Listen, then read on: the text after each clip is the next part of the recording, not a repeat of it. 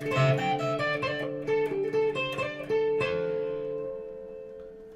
I'm Henry Matus. Welcome to my home. Today we're going to talk about some of my guitars. This is a Gibson ES335. These guitars were offered to the public in 1958, and ES stands for Electric Spanish. They have a lot of ES guitars in their series. This is the 335. I have others, and I'll explain those to you as I show them to you. Anyway, this is a great guitar. I love playing it. I'm the original owner. I bought it brand new in a box, probably somewhere in the late 90s. It's not, authentic from 1968, or vintage, I should say. It is an authentic Gibson, made at the Gibson shop. I believe this one was made in Tennessee, or Nashville, Tennessee. And the color is pretty custom. They only offered it for a year or two. It's called Beale Street Blue. Most of these guitars, you'll see them in black or red, but this is Beale Street Blue, which is another reason I really wanted it.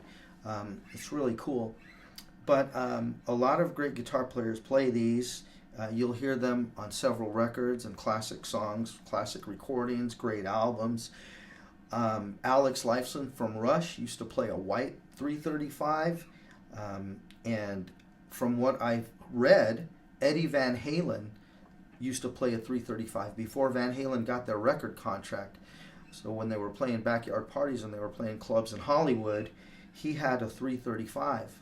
But the guys in the band kept kidding him. It was too big on him. It is a pretty big guitar. And they'd say, "You look like Roy Orbison with that thing on." So he decided to switch and went for the Fender style, Strat style guitar. And he loved playing these. He said he could play different. It had a different sound. He sounded more of like a jazz player. These guitars are great for country, rock and roll, pop, jazz, all styles, bluegrass, and even Spanish. That's why it's called Electric Spanish. So they're just really nice guitars.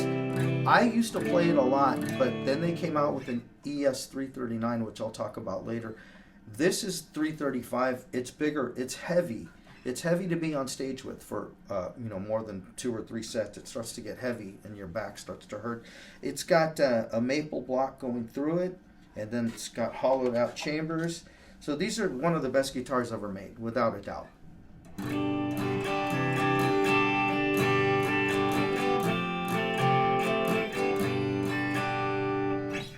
This is my Gibson ES339. My favorite guitar to play on stage because it sounds just like an ES335, but it's a lot smaller and lighter. It's easier to maneuver. It's easier to play, get my arm around it.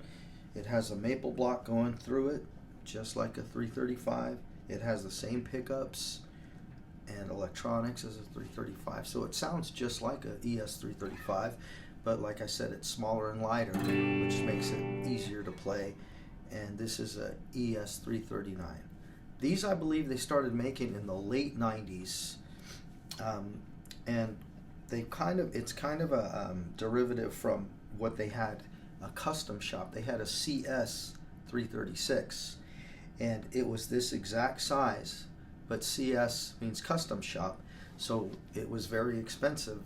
They didn't mass produce them. You had to order them in advance, and they were, again, out of most people's price range. So they started mass producing the 339, which is the same size as the 336, and it's got the specs of a 335. I love this guitar. It's great. Like I said, it's my favorite guitar to play on stage, and it's a great color. They call this antique red. It's not cherry finish. They didn't make these in the cherry. They made the 335s in the cherry. So this is a little darker than the cherry, and they called it antique red.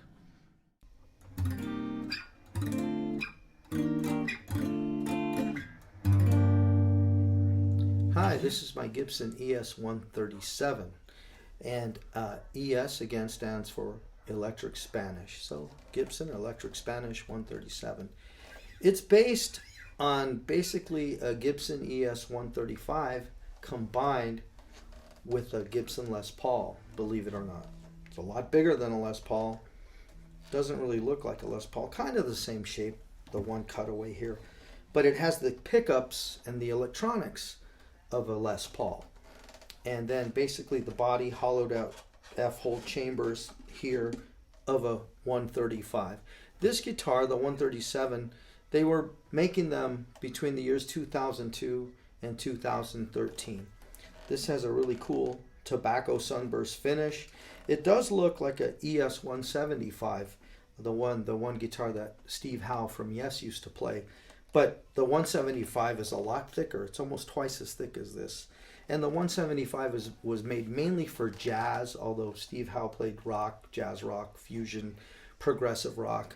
He loved that guitar, the way it sustains and everything. So the 137, again, it's not nearly as thick as a 175. It's kind of got the thickness of a 335 and a 135. But it is a great guitar. It's not too heavy because it's hollowed out, but it is a little larger than I care for. I prefer to play a Gibson 339 on stage because they are smaller and easier to maneuver. Hey, welcome back. This is a Gibson Blues Hawk. These guitars were made by Gibson between the years 1996 and 2006. Why is it called a Blues Hawk? Well, they designed it for blues players, which I don't claim to be a blues player. But guys like Stevie Ray Vaughan, you know, he was a blues player. And that's kind of, they designed this guitar for that style of music. It's lightweight, it's hollowed out, F-holes. It's got a Les Paul shape to it.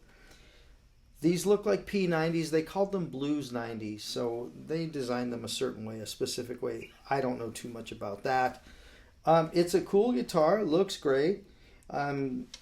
Easy to play, easy to maneuver. It's light, so you can wear it on stage for several hours.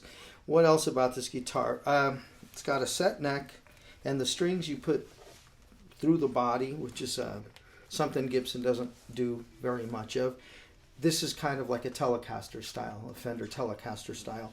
Also, the neck is a 25.5 inch scale like a Fender Tele or Strat. And again, really cool guitar, Gibson Blues Hawk.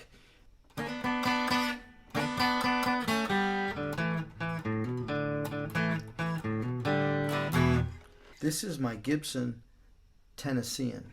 Gibson Chet Atkins Tennessean. Okay, so that's weird. A lot of people say, no, Chet Atkins, he had Gretsch. He did endorse Gretsch. From the 50s, I think, they were building the Chet Atkins Tennessean guitar.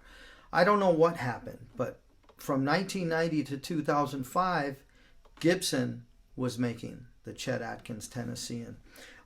This is a great guitar. I don't know too much about the specs or anything. I do know that Chet Atkins designed this guitar. He designed, from what I understand, he designed the actual pickups, the wiring inside, how many times. This is the best sounding guitar that I own. I own some really nice guitars. I have a Gibson ES 335, 137, 135. I have tons of them.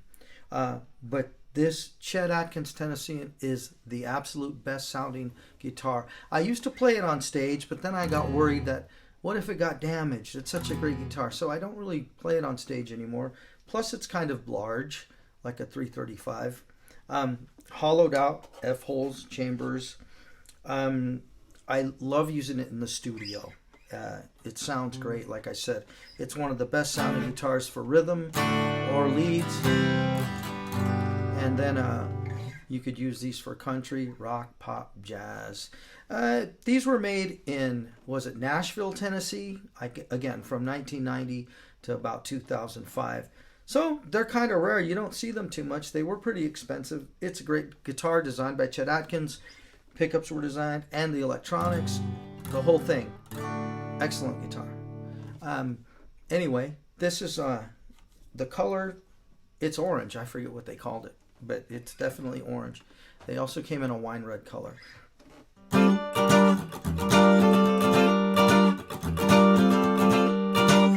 Hi, welcome back. I'm Henry, and this is my Gibson ES 135.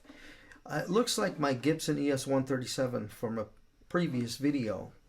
They look similar. This is Blueburst, but they're different, very different from each other. This has what's called a trapeze tailpiece on it, and the center block in this particular guitar, in the Gibson 135, is made of balsa wood. which is really strange. The 335 has maple block in it, and then they have other guitars that have mahogany blocks, but this one is made of balsa wood, which is a really light wood. But that's just the center block on the inside. The rest of the body is pretty normal. It's a light guitar for the size. It's kind of large. I prefer smaller guitars, especially on stage. I prefer the 339. But this is a great guitar. They introduced these in 1956 and discontinued them in 1958. They originally came with P90 pickups, like the original Les Pauls too came out. Hey, they had P90 pickups. These are humbuckers, so they reissued this guitar in 1991, and they made it until 2004. This one I think is like a the year 2000 model. It's got the humbuckers. Great sounding guitar. I like using it in the studio if I'm going to do some kind of rockabilly or country thing. It's got a really good clean sound for that.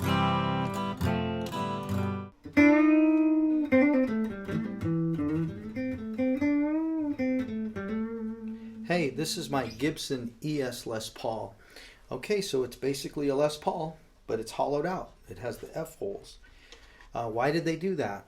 Well, it's a lot lighter than a Les Paul. Your standard Les Paul, which is a great guitar, they weigh on the average about 9 pounds, which 9 pounds doesn't seem heavy, but when you're wearing it around your neck for 3 or 4 hours, it does get heavy. So that's the great thing about the ES. Now, ES again stands for Electric Spanish. It's an Electric Spanish Les Paul, very lightweight. Now, the difference too is they use mahogany on this guitar. So this has a mahogany block going through it, and the neck is also made out of mahogany. But yeah, great sounding guitar, fun to play. They made these at the Memphis, Tennessee plant between the years of 2014 and 2016. And then you'll have a few different color variations. This is Iced Tea Burst. I love it. It's great. It's fun to play, easy to play. Thanks for tuning in. Please subscribe to my YouTube channel at Stick Dog Hank.